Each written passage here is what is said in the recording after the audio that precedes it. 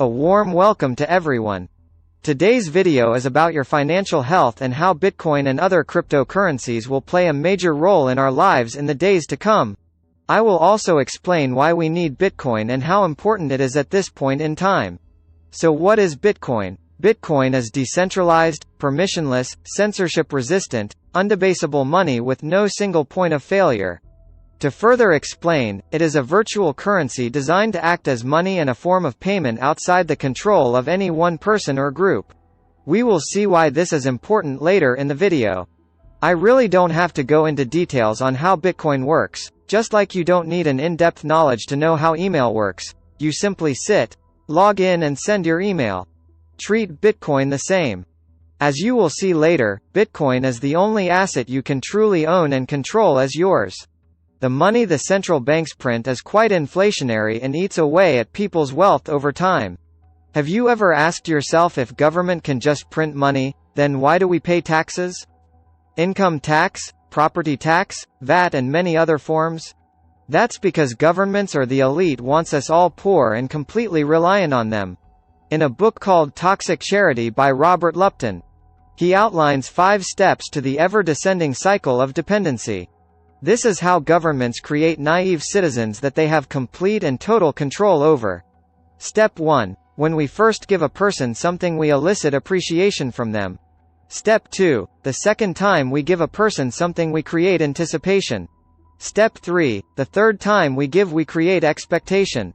Step 4. The fourth time we give, it becomes entitlement. Step 5. The fifth time we give, we establish dependency where that person becomes dependent on us.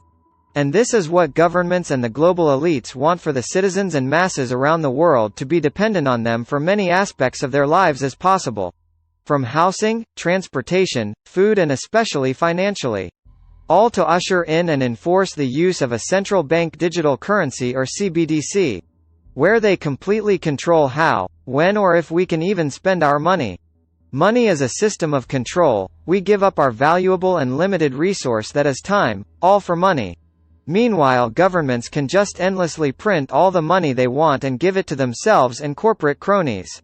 All while we pay them income tax, property tax and other types of taxes. Inflation eats away at the value of our money, which decreases over time. Fiat or government-issued currency is always gonna be inflationary. The value you could get with $10, pounds, shillings or whatever is significantly less today than what it was, say, 5 or 10 years ago. Bitcoin, on the other hand, is deflationary. There will only ever be 21 million bitcoins, with the last one being mined in 2140. The value is set to increase as more people realize its potential. Inflation happens with fiat currencies and has ruined many economies. A classic example is Zimbabwe, where the currency has become useless. A similar situation can be seen in Venezuela, Argentina and Lebanon. In Lebanon, the government has put a cap on the amounts people can withdraw from their accounts. There are instances of people withdrawing their money at gunpoint. Are you enjoying the video? Please give me a like and let's proceed. Bitcoin gives you freedom. You don't need to wait for the bank to open to send or receive money. Plus, you can send or receive any amount to anyone around the world, provided the other party has a Bitcoin wallet and internet. Try that with banks, they will be all in your business, especially if it's a large amount. On top of that, they charge exorbitant transfer fees. There is a famous Bitcoin transaction where someone sent out $17 million for less than $1 transfer fees. That's the advantage of Bitcoin, and you can send or receive day, night, any hour you wish. Whether it is Sunday or a public holiday. Cases where governments confiscates people's property are rampant. In the 1930s, the U.S. government had asked citizens to deposit all gold they held into banks. During World War II, Jews fleeing the Nazi regime had their gold taken and accounts frozen. As recent as 2022, Canadian truckers protesting against their government had their accounts frozen. In third world countries, we know of situations where politicians have their accounts frozen or lands confiscated by totalitarian regimes. Bitcoin solves all these. You can simply store your Bitcoin in cold storage and no one can access it, and you can also easily cross borders around the world. Back in the day, horse owners were saying cars have no place in society. Not so long ago, radio stations thought television was not a good idea. Post office told us email wasn't a good idea and newspapers thought internet wasn't a good idea either. Now governments and central banks are saying Bitcoin and cryptos aren't a good idea. Please read between lines. Bitcoin and cryptos in general are here to separate money and state. Just like church separated from state, it will happen, but it's going to be turbulent. Bitcoin adoption is not optional, it is slowly becoming mandatory for every individual, company and country. One of the biggest asset managers in the world, BlackRock, have recently adopted Bitcoin.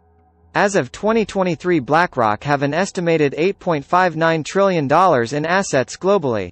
The CEO Larry Fink said Bitcoin is going to transcend any one currency. He has called Bitcoin digital gold and a hedge against devaluation of currency. The author of Bitcoin Standard, Saifedean Ammous, has compared Bitcoin to gunpowder adoption. If your army did not adopt it, you lost in the war. Bitcoin is financial gunpowder. Countries, companies or individuals that do not adopt it will lose to those that do. You will either move to Bitcoin or watch your wealth depreciate under fiat currency. Of course there are other avenues to preserve wealth, but Bitcoin is proving to be quite superior. Once you get your Bitcoin, don't leave it on exchanges. Research Bitcoin wallets and put it in a cold wallet off the internet. That's it. Don't send it to anyone who says they will make it grow. That's how people are getting scammed, so stay safe. If you have learned something new in this video, don't forget to leave me a like, share the video and also subscribe to the channel. See you next time.